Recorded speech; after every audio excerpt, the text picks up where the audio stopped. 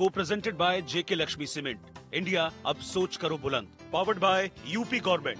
Partner fitness health oil, बढ़ाए रिश्तों में प्यार, स्वस्थ रहे पूरा परिवार। और Lucknow international public school. Mike Aparna ji का थोड़ा कोई है साथी? माइक चेंज कर दें इनका, अपर्णा जी का प्लीज। सवाल जवाब का सिलसिला हम लोग शुरू करें, उसके लिए बहुत आवश्यक है कि बातचीत जो है अच्छे माहौल में हो। इसमें कल विश्व महिला दिवस भी है, तो आप समझ सकते हैं कि महिलाओं का इंपॉर्टेंस वैसे भी बहुत है। अपर्णा जी प्लीज। तो हम लोग शुरू करें अपर्णा जी? हेलो, आवाज आ गई। जी, अब आ गई। आवाज को महिलाओं की कोई दबा नहीं आप सकता। रहेंगे तो आ ही जाएगी। नहीं, मैं कह रहा हूं कि महिलाओं की आवाज कोई दबा नहीं सकता।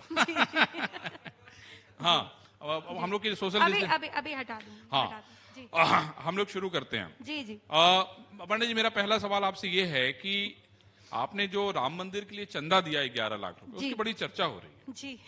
तो आपके मन में क्या था? बस मेरे मन में ये था कि भजमन राम चरण सुखदाई, यही था बस? बस। तो उसमें कोई राजनीति नजर नहीं आ रही आपको? किसी तरीके की नहीं। देखिए, राम जो है शांति का प्रतीक है। राम हमारी आस्था का एक सेंटर है पूरे भारत का। मुझे लगता है हमारा हर आदमी यही बोलता है ना, राम जैसा बेटा हो मेरा। तो हम जो है बड़े आदर्शवादी हैं हम भारतीय। तो राम जब मंदिर बन रहा है तो उसके लिए मुझे नहीं लगता है कि किसी को भी पीछे रहना चाहिए। सबको अपने योगदान देना चाहिए था। नहीं दिया जिसने, वो उनकी मर्जी है। मैंने दिया, मैंने अपनी स्वेच्छा से दिया। जी। मैं आपसे ये पूछ रहा था कि भाई समाजवादी पार्टी उत्तर प्रदेश की बहुत ही महत्वपूर्ण पार्टी है जी। और माननीय अखिलेश जी ने कहा कि भाई हम लोग जो है चंदा नहीं देंगे, हम लोग तो देखिए दक्षिणा देंगे। जी। तो इसको कैसे लेती हैं आप? देखिए, मैंने तो समर्पण राशि करी अपनी, और अपनी स्वेच्छा से करी। और ये धन को आप अगर इस रूप में देखें कि दक्षिणा दी है, तो मैंने दक्षिणा दी है। अगर मैं कहूँ कि ये जो राम मंदिर समर्पण निधि दी है, तो मैंने ये निधि दी है अपनी तरफ से। एकदम आप समझदार पॉलिटिशियन हैं भाई, हैं? बहुत बहुत धन्यवाद। नहीं, आप दोनों तरफ हैं? आप जैसे जो है वरिष्ठ पत्रकार अगर मुझे कह रहे हैं तो मुझे अच्छा लग रहा है सुनकर। नहीं, आपने एकदम देखिए भैया इसे मैं तारीफ के रूप में ही ले रही हूँ। अखिलेश भैया की भी बात रख ली और योगी जी की भी रख ली है।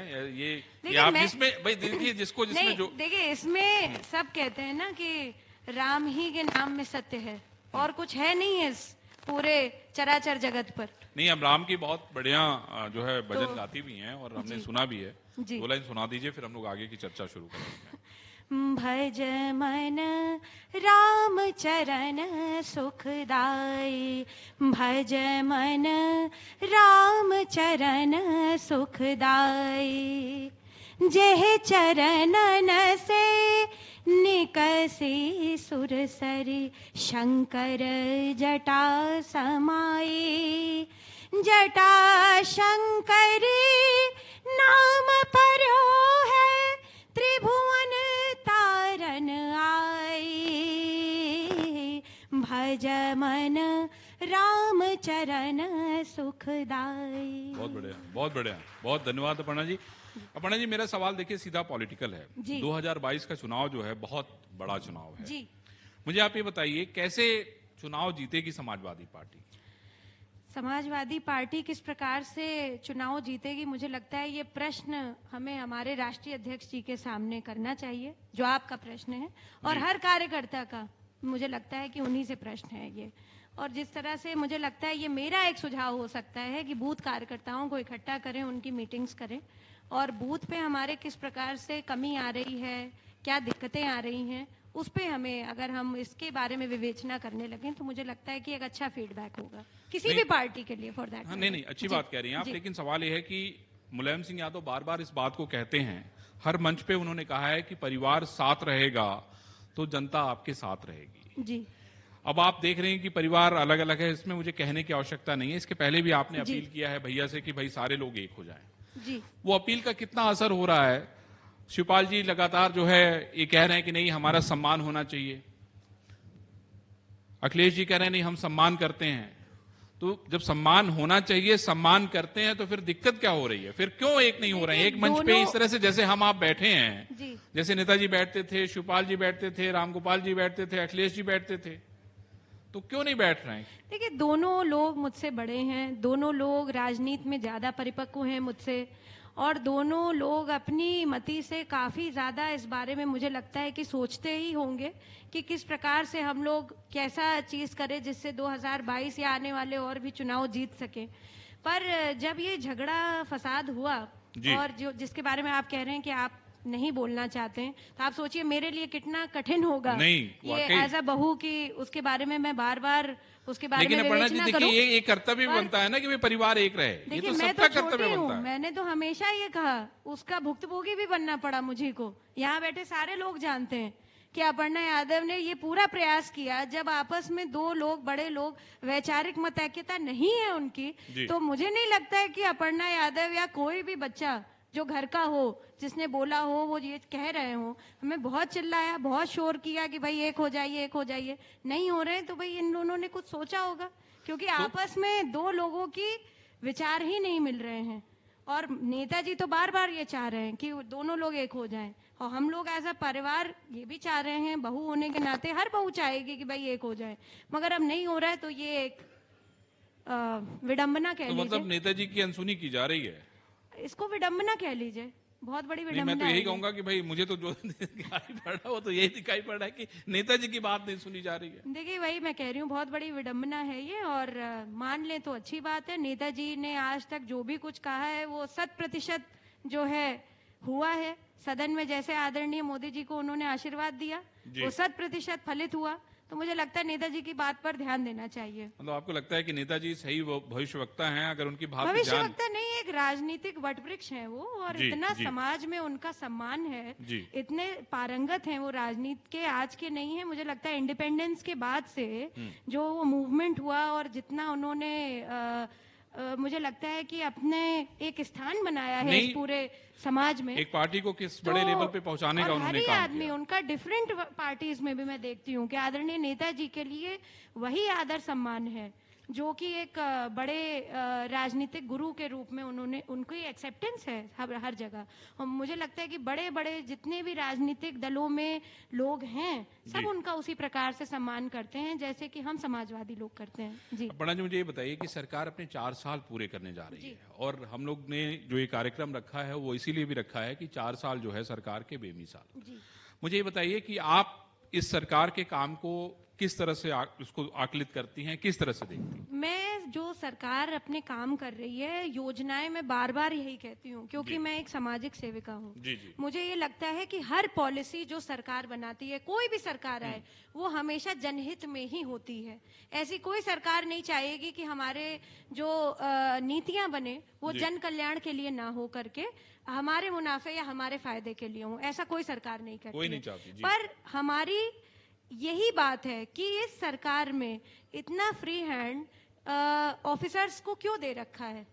मुझे लगता है कि कहीं ना कहीं विधायकों की, कहीं ना कहीं मंत्रियों की जो डिपार्टमेंटल इश्यूज हैं वो एक सामंजस्य नहीं बैठ पा रहा है, जिसकी वजह से मिनिस्ट्रियल लेवल पे जितनी आत्मीयता है लोगों के साथ, मिनिस्टर्स की, विधायकों की, अपनी जगह पे जो पंचायत के लोग हैं, सभासद हैं, जो ये पॉलिटिकल सिस्टम है, जितनी आत्मीयता इन लोगों के मन में है अपने लोगों के प्रति, वो कहीं ना कहीं मुझे लग रहा है कि ऑफिसर्स की वजह से कहीं ना कहीं उसमें कमी आ रही है।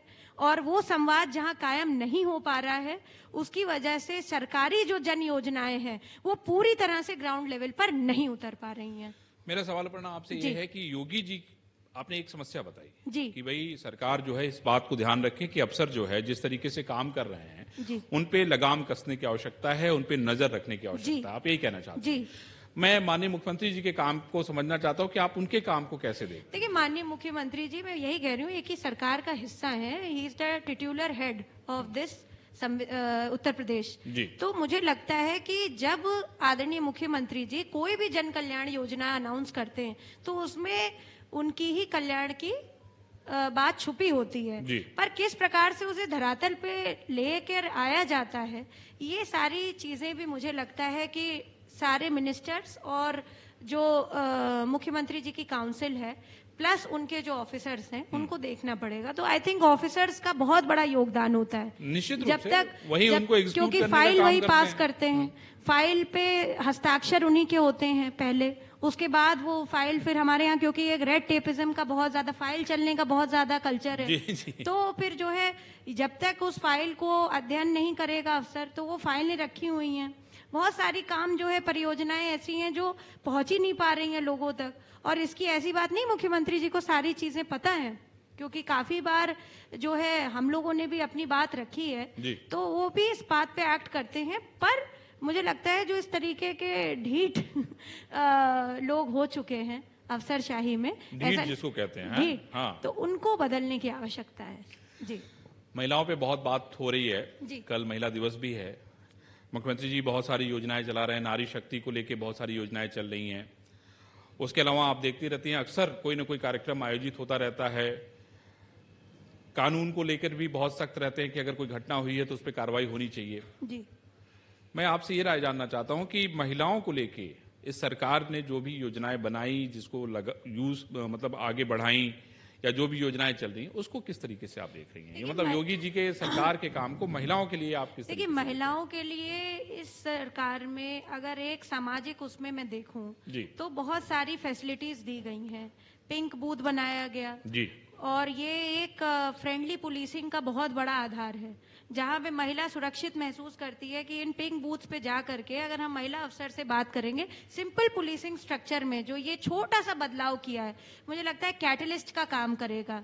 ज्यादा विमेन जाएंगी उस बूथ पर और अपनी मतलब फ्रेंडली होंगी, परेशानियां, अपनी बात कह पाएंगे। जी, परेशानियां दर्ज करा सकती हैं। दूसरी बात, जो ये प्रोग्राम शुरू किया है, क्योंकि इस प्रोग्राम का कई जगह मुझे हिस्सा बनने का भी एक मौका मिला, अच्छा। सामाजिक दायरे में होने के रहकर। नाते, जी। जी, कि मिशन शक्ति जो इन्होंने शुरू किया, तो ये शारदीय, हालांकि उस समय मेरी तबीयत भी बहुत खराब हो गई थी क्योंकि एक वैश्विक महामारी चल जी, रही जी, है, जी। कोविड-19, तो शारदीय नवरात्र में जब ये लॉन्च हुआ और ये चैत्र में, अब इसका जो आप देखिए 6 मंथ्स का ये टारगेट पीरियड दिया। This was the first experiment जिसमें कितने साइकोलॉजिस्ट लगे, कितने सारे बुद्धिजीवी लोग लगे इस प्रोग्राम को डिजाइन करने में, और बहुत अच्छा इसमें ये हुआ कि कई लोगों को जो स्टैटिस्टिक्स हैं, उत्तर प्रदेश सरकार ने शायद अभी इसमें निकाली हैं कि नहीं, मतलब बहुत कम लोगों को पता है कि 5 से 8 लोगों को बड़ी संगीन सजाएं हुई हैं। हाँ, ज्यादा लोगों को हुई हैं, और 7 लोगों को तो देखिए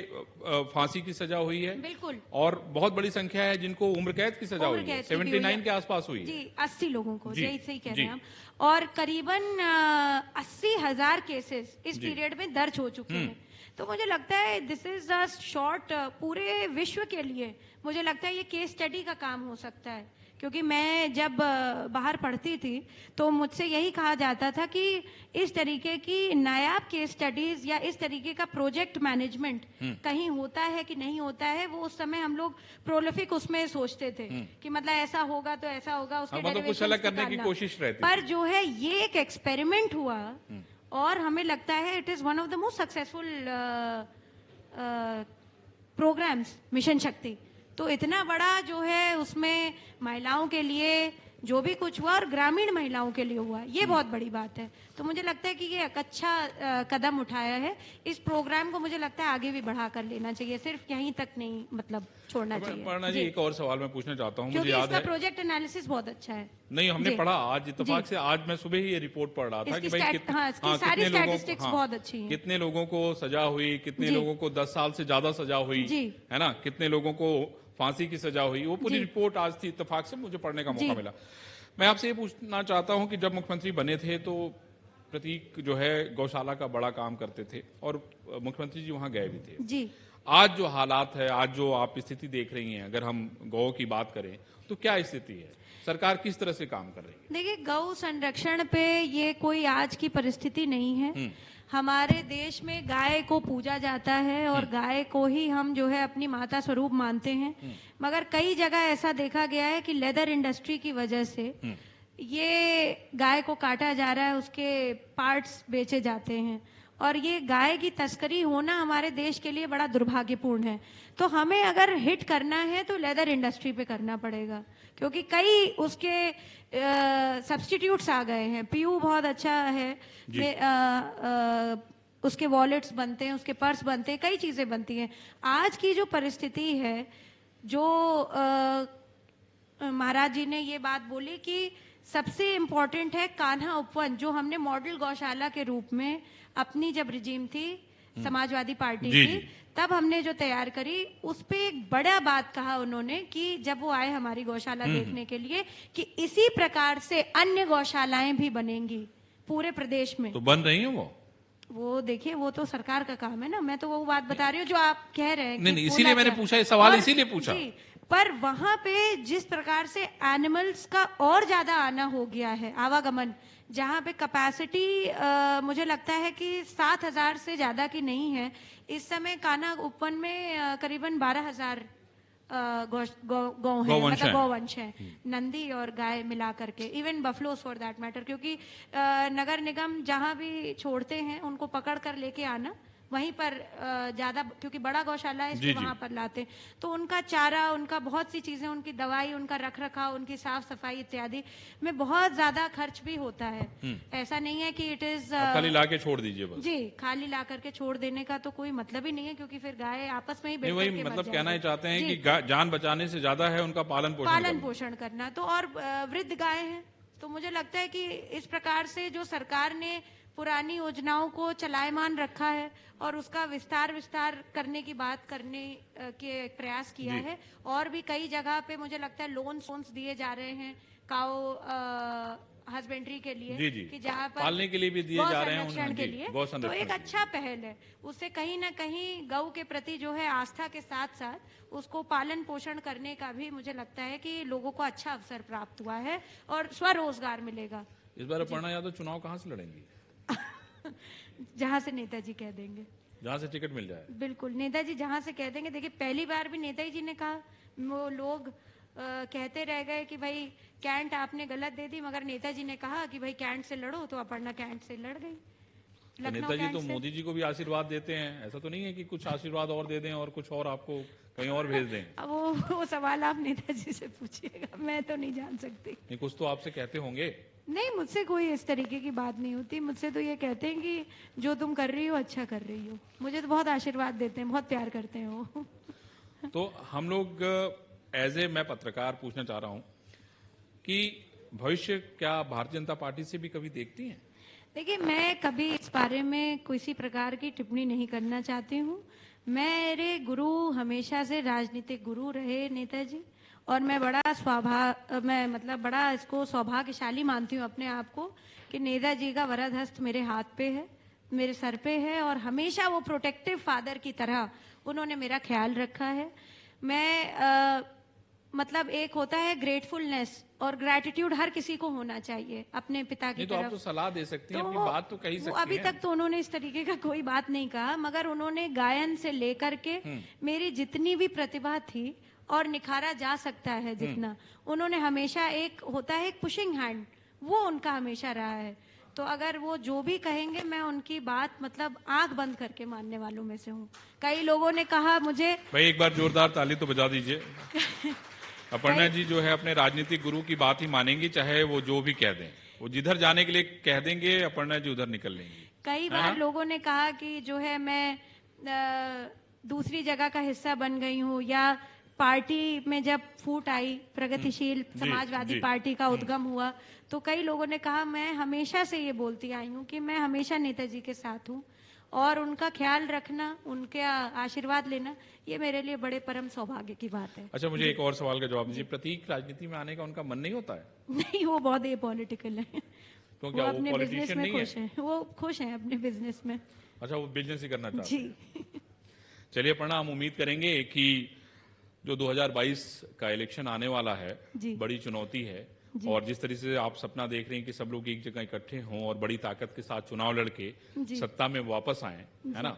दूसरी तरफ आपकी मुख्यमंत्री जी के कामों पे भी नजर है, ये भी बड़ी महत्वपूर्ण बात है। आप उनके सारे कामों को बहुत ध्यान से देखती हैं, समझती हैं, उसको एनालिसिस करती हैं। 2 उदाहरण तो हमने देख लिए, गाय का देख लिया और महिलाओं का देख लिया, जी। तो उस पे भी आपकी नजर है। जी तो बिल्कुल। चलिए हम लोग इंतजार करेंगे कि 2022 में कौन सा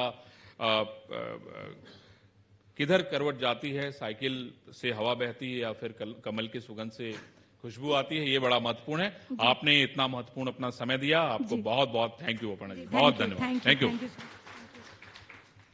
बहुत शुक्रिया आपका अपर्णा जी। उत्तर प्रदेश में अलग अलग जो सियासी पार्टियां हैं उनमें महिलाओं की तो इंडिया न्यूज के मंच पर बोली अपर्णा यादव, परिवार के झगड़े